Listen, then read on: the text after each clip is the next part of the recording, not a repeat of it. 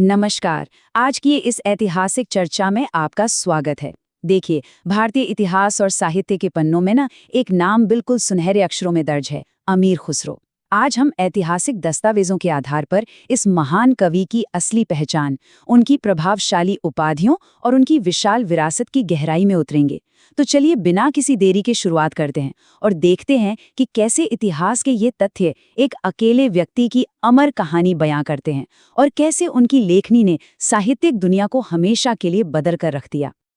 अब तूतीये हिंद, ये नाम तो हम सबने इतिहास की किताबों या संगीत की महफिलों में अक्सर सुना ही होगा, है ना? लेकिन इस बेहद मशहूर और सच कहूं तो थोड़े रहस्यमयी उपाधि के पीछे आखिर वो असली इंसान था कौन, उनकी जड़ें कहाँ जुड़ी थी, ये जानना न सिर्फ कुछ तथ्य याद करने जैसा नहीं है, बल्कि ये समझना है कि कैसे एक आम इंसान अपनी कला और अपनी अद्भुत सोच से एक अमर किंवदंती बन जाता है।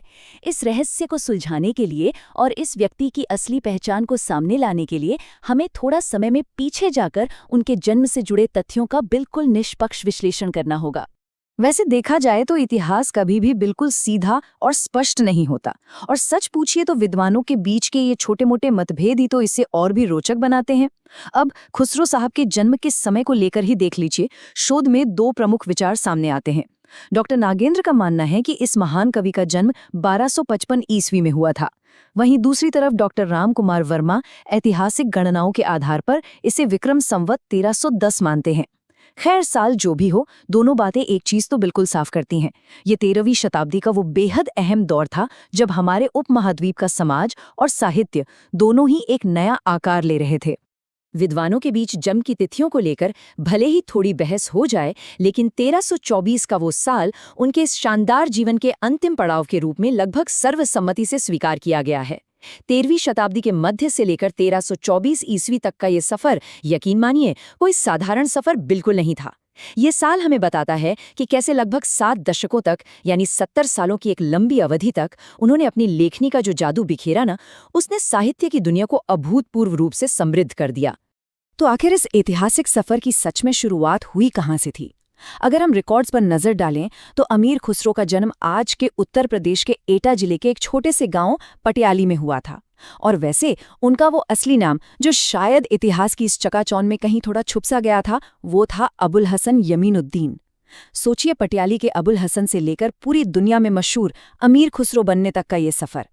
ये साफ साबित करता है कि महानता कभी किसी बड़ी जगह की मोहताज नहीं होती। एक छोटे से गांव की मिट्टी ने भी भारत के सबसे महान विचारकों में से एक को जन्म दिया। अब उनके इस नाम और उनके व्यक्तित्व का जो असली विकास था ना, वो एक बेहद खास आध्यात्मिक उपाधि के साथ शुरू हुआ, खुसरो सुखन। और ध्यान दीजिएगा, ये कोई आम नाम नहीं था। ये महान सूफी संत इज्जुद्दीन द्वारा दिया गया एक बड़ा सम्मान था। यहाँ सुखन का मतलब होता है शब्द या वाणी, यानी एक ऐसा शख्स जिसके शब्दों में ही ब्रह्मांड की मिठास और अथाह गहराई छुपी हो।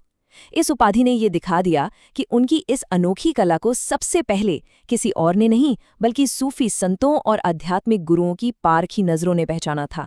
और बस यहीं से उनका आध्यात्मिक और साहित्यिक कद आसमान छूने लगा।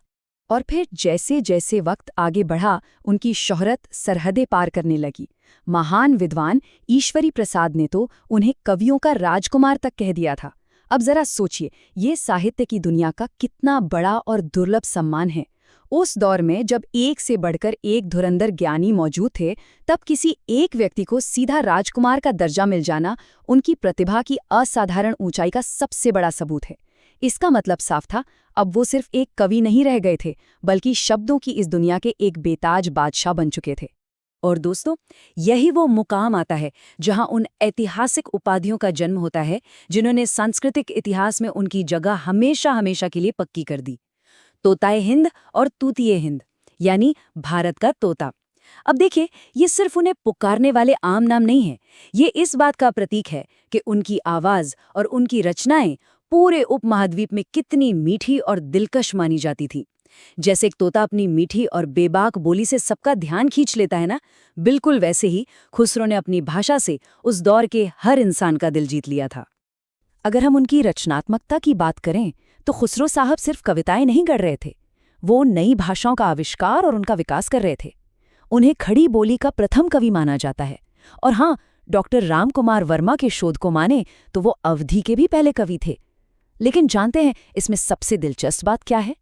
हिंदी साहित्य का आदिकाल, वो युग जो आमतौर पर जंग की वीर गाथाओं और बेहद गंभीर धार्मिक रचनाओं से भरा पड़ा था, उस पूरे दौर में खुसरो इकलौते ऐसे कवि थे जिन्होंने मनोरंजन पूर्ण साहित्य लिखा।